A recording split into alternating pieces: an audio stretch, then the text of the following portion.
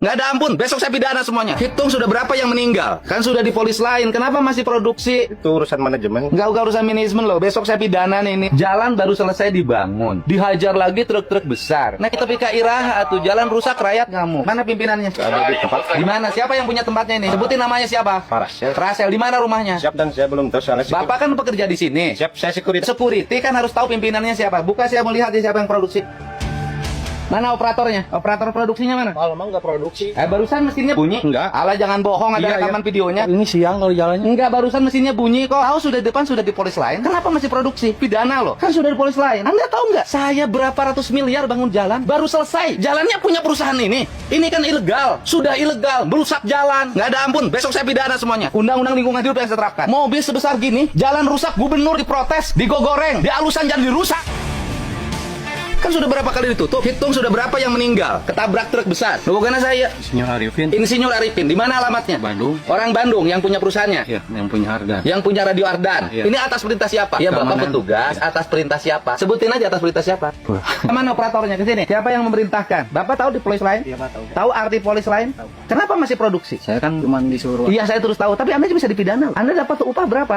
130. Anda dapat upah 130.000. Kerusakan jalan yang terjadi, antrian mobil yang besar ini berapa miliar per hari? Bapak tahu kapasitas jalan yang di sini untuk sumbu berapa? Sumbu 2. Ini sumbu berapa? Sumbu 3. Saya banting tulang. Gimana caranya supaya jalan bagus? Daerah ini tidak boleh ada penambangan agar wisata tumbuh. Mau sadar nggak kalian semua? Siap. Mau nggak Anda digituin? Sudah berapa hari buka? Baru jalan lagi, Pak. Ini. Enggak, kemarin ada. Sok jujur. Dari minggu kemarin, cuman nggak tiap hari jalan. Ucing-ucingan kan? Iya. Di sini nggak ada kepala desa negur di sini. Kurang paham. Nggak ada. Camat di sini nggak ada yang negur. Aparat di sini nggak ada yang negur. Kurang paham. Store-nya sama siapa ini? Yang bayar ini kemana? Truk-truk ini. Semua mereka sembunyi. Nah terus yang bertanggung jawab di sini siapa? Terus kalau besok Anda kita angkut, ini kan barang ilegal. Yang membeli, saya dorong untuk dikategorikan dia adalah penada. Kalau izinnya lagi di. Enggak, ini yang ngeluarin izin, nggak ada izin. Halo, tadi pagi saya minta Pak Sekda menelusuri truk-truk besar yang ke Alat Ciata. Kemudian kan tidak ada laporannya. Akhirnya saya mengikuti sendiri. Sekarang saya menemukan ini masih ngangkut PT Agro Tambang Ilegal. Ini kan saya harus bersikap pada akhirnya. Ini sikap tegas saya. Tadinya kan saya membangun jembatan Serang Panjang yang saya janjikan kepada warga nilai 6,5 miliar. Tadinya kan timnya mulai jalan. Tetapi karena di sini aparat pemerintahnya sampai pada tingkat desa dan kecamatannya tidak peduli pada lingkungan, pada jalan yang dibangun oleh Pemprov dan digunakan untuk rakyat, maka saya putuskan silahkan dibangun oleh Pemda Subang saja, Pak. Saya tidak akan bangun. Ini sikap saya sebagai gubernur, Pak. Walaupun saya tinggal di Subang, tidak bisa saya terus-terusan mengalokasikan biaya pada semua tempat yang tempat itu tidak punya keinginan untuk menjaga fasilitas. Kita bangun jalan tuh besar, Bapak bisa lihat itu digunakan untuk masyarakat. Tetapi kalau aparaturnya tidak punya sikap untuk menjaga, ya buat apa? Jadi saya mohon maaf, Pak Sekda, anggarkan saja bangun jembatan itu. Terserah warga mau suka saya mau tidak, ini sikap saya.